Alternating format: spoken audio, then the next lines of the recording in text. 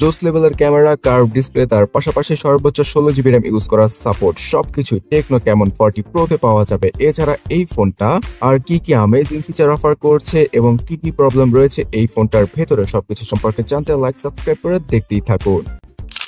Camon 40 প্রোকে unbox করলেই পাওয়া যাবে বক্সের সাথে 45 ওয়াটের fast charger, USB type C, টাটা cable, SIM ejector tool, TPU case সহ বেশ কিছু কাগজপত্র আর স্ক্রিন প্রোটেক্টরকে ফ্রিতে দিয়ে দিয়েছে টেকনো, বিকজ তাদের ফোনটা কার্ভ ডিসপ্লের সাথে আসে আর মার্কেটে এই ধরনের ডিসপ্লের স্ক্রিন প্রোটেক্টর খুব কমই পাওয়া যায়, আর পাওয়া গেল সেটা ভালো মানের হয় না।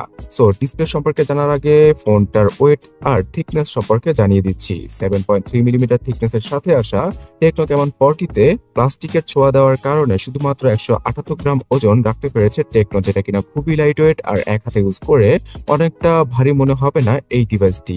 IP68 69 এর ওয়াটার আর ডাস্ট রেজিস্ট্যান্টকে দিয়ে দিয়েছে টেকনো, যার মাধ্যমে কিনা 2 মিটার পানির নিচে সার্ভাইভ করতে পারবে এই ডিভাইসটি 30 মিনিট পর্যন্ত। তবে ওয়ারেন্টি ক্লেম করতে আপনারা পারবেন না যদি এই ডিভাইসটা ওয়াটার ড্যামেজের আন্ডারে আসে। অ্যামোলেড ডিসপ্লেকে এবারও ইউজ করেছে টেকনো, আর এই কার্ভ অ্যামোলেড ডিসপ্লেতে 120 হার্টজের রিফ্রেশ রেট, মোটামুটি লেভেলের ব্রাইটনেস আর রয়েছে always on display protection. Corning Gorilla Glass 7i কে ইউজ করেছে টেকনোর ডিসপ্লে প্রোটেকশন হিসেবে। HDR ইমেজ সাপোর্টটাও রয়েছে এই ডিসপ্লের মধ্যে। তো এক কথায় বলতে গেলে বাজেটের মধ্যে মোটামুটি লেভেলের ভালো মানের কার্ভ ডিসপ্লেকে ইউজ করা হয়েছে, যার সাইজটা 6.78 ইঞ্চি। সো এই সাইজের ডিসপ্লে অনেকেরই পছন্দ হয়। অ্যান্ড্রয়েড 15 এর সাথে আসা টেকনোর এই ফোনটা নাকি 3 বছরের ওএস আপডেট পেয়ে যাবে, যেটা কিনা অবিশ্বাস্য, বিকজ এর আগে টেকনোর ফোনগুলো অনেক লেট করে হলেও একটা অ্যান্ড্রয়েড আপডেট পেত। তো অ্যান্ড্রয়েড 16, 17, 18 পর্যন্ত আপডেট পেয়ে যাবে টেকনো ক্যামন 40 প্রো।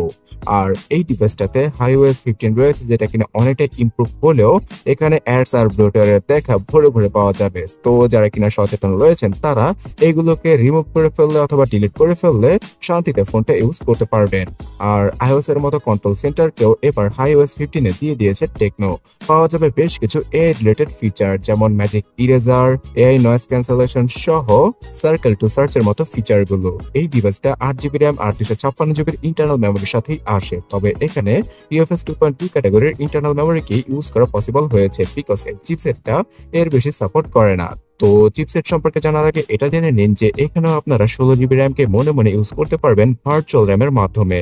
আর এই ডিভাইসটাতে মিডিয়াটেক হেলিও G100 আলটিমেটকে ইউজ করেছে টেকনো, যেটা কিনা অনেকেই আন্দাজ করতে পেরেছেন, বিকজ মিডিয়াটেকের সর্বশেষ আর লেটেস্ট 4G চিপসেট হচ্ছে গিয়ে এটা, যেটা কিনা অতটাও পাওয়ারফুল নয় যদি বাজেটটাকে বিবেচনা করা হয়, বিকজ এই ডিভাইসটা 25 থেকে 30 হাজার টাকার মধ্যে বাংলাদেশে পাওয়া যাবে।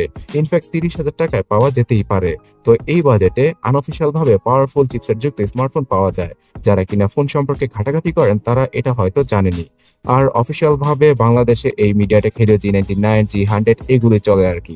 সো এখান থেকে বেশি কিছু এক্সপেক্ট করাটা বোকামি। 6 ন্যানোমিটার নডে তৈরি করা এই চিপসেটটা মোটামুটি রেগুলার কাজগুলো করার জন্য পারফেক্ট। তবে আপনি যদি বেশি প্রেসার দেন, মানে রোদের আলোতে ফোন ইউজ করার সময় Facebook, Messenger, WhatsApp, imo, Viber, foodpanda, Daraz এই সকল অ্যাপ ওপেন করেন আর বন্ধ করেন, তাহলে ল্যাগ আর হ্যাংয়ের দেখা টুকটাক হলেও পেয়ে যাবেন। এবং গেমিং এর ক্ষেত্রে 48 FPS PUBG গেম খেলা পসিবল, বাট যে পোলাপাইন নাকি এই বাজেটে গেম খেলবে তারা এই ধরনের চিপসেট যুক্ত স্মার্টফোন কখনই কিনবে না। তো টুকটাক গেম খেলার জন্য এটা চলে আর কি।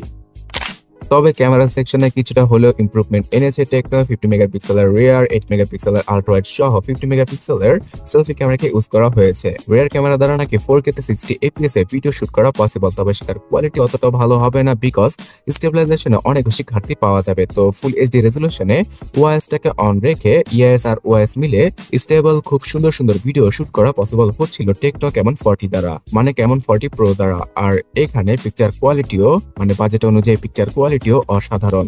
তো অনেকে হয়তো ক্যামেরার জন্য ফোনটা কিনতেও পারে, বিকজ অফিসিয়াল ভাবে বেশ কিছু স্মার্টফোন থাকলেও সেখানে এই ধরনের ক্যামেরা সেটআপ ইউজ করা হয় না। তো এই দিক দিয়ে টেকনো কিছুটা এগিয়ে।